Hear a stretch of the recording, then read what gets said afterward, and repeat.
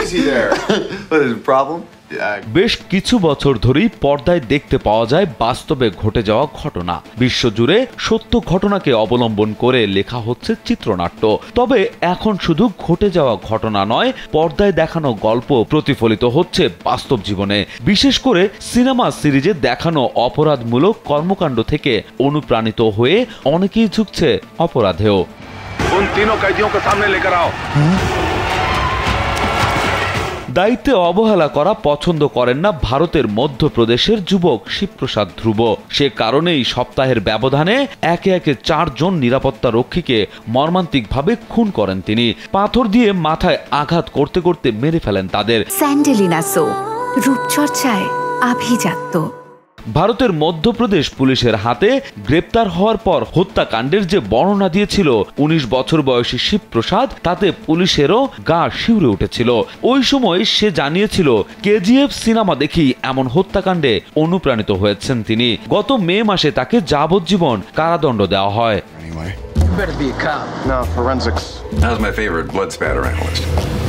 ডেক্সটারকে বলা হয় serial killer cinema সিরিজের মধ্যে সবচেয়ে ভয়াবহ।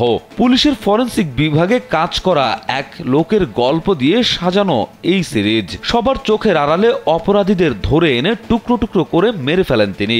এই সিরিয়াল কিলারের গল্প থেকে অনুপ্রাণিত হয়ে সারা বিশ্বে অসংখ্য খুনের ঘটনা ঘটেছে। এ পর্যন্ত 10 জনের বেশি ক্রমিক খুনির সন্ধান পাওয়া গেছে, যারা কোনো না কোনোভাবে ডেক্সটার সিরিজ থেকে অনুপ্রাণিত। বিশেষ করে হত্যার পর লাশ গায়েব করার কায়দা অনেকেই শিখেছে এই সিরিজ থেকে। আফতাব পুনাওয়ালা নামের এক ভারতীয় 2022 সালে তার প্রেমিকাকে হত্যা করে। এরপর 36 টুকরা করে 18 দিন ধরে লাশ বিভিন্ন জায়গায় ছড়িয়ে দেয়। পুলিশের কাছে আফতাব স্বীকার করে এই বিভৎস হত্যাকাণ্ডে তার অনুপ্রেরণা ছিল ডেক্সটার সিরিজ। जब तक हम जिंदा ये छानबीन चलती रही। মেয়ের সম্মান বাঁচাতে এক বখাটেকে হত্যা করতে বাধ্য হয় মা। এরপর মেয়েটির বাবা হত্যার সব প্রমাণ মুছে ফেলে।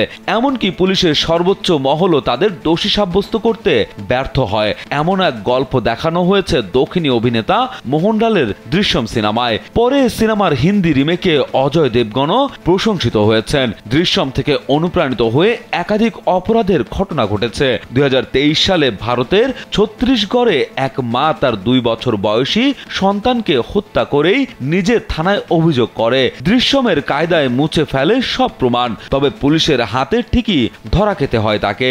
একই বছর লখনৌ শহরে আরেকটি ঘটনা ঘটে, যার সঙ্গে ছিল দৃশ্যমের যোগ। সন্তোষ কুমার নামের এক লোক তার স্ত্রীর বোনকে হত্যার উদ্দেশ্যে ওই নারীর গাড়ি সহ তাকে খাদে ফেলে দেয়। সিনেমার মতো করেই মুছে ফেলা হয় সব তথ্য প্রমাণ। কিন্তু শেষটা দৃশ্যমের মতো হয়নি। পুলিশের হাতে তাকেও গ্রেপ্তার হতে হয়। हर आर्टिस्ट का अपना स्टाइल होता है, लेकिन मैं सब में एक्सपर्ट हूँ, सबकी कॉपी बना सकता हूँ। নকল টাকার ব্যবসা কম দিনের নয়। প্রতিটি দেশেই এমন ঘটনা ঘটতে দেখা যায়। নকল টাকার গল্প নিয়েই তৈরি হয় বলিউড সিরিজ ফার্জি। সিরিজের চিত্রশিল্পী ভূমিকায় অভিনয় করেন শাহিদ কাপুর। অর্থ সংকটে পড়ে দাদার প্রেসে গোপনে নকল টাকা ছাপাতে শুরু করেন তিনি। এরপর সেই টাকা ছড়িয়ে দেন বাজারে। এ সিরিজে নকল টাকা বানানোর প্রক্রিয়া নিখুঁতভাবে দেখানো হয়েছে। জানা যায় ফার্জি থেকে অনুপ্রাণিত হয়ে নকল টাকার ব্যবসা শুরু করেছে অনেকেই।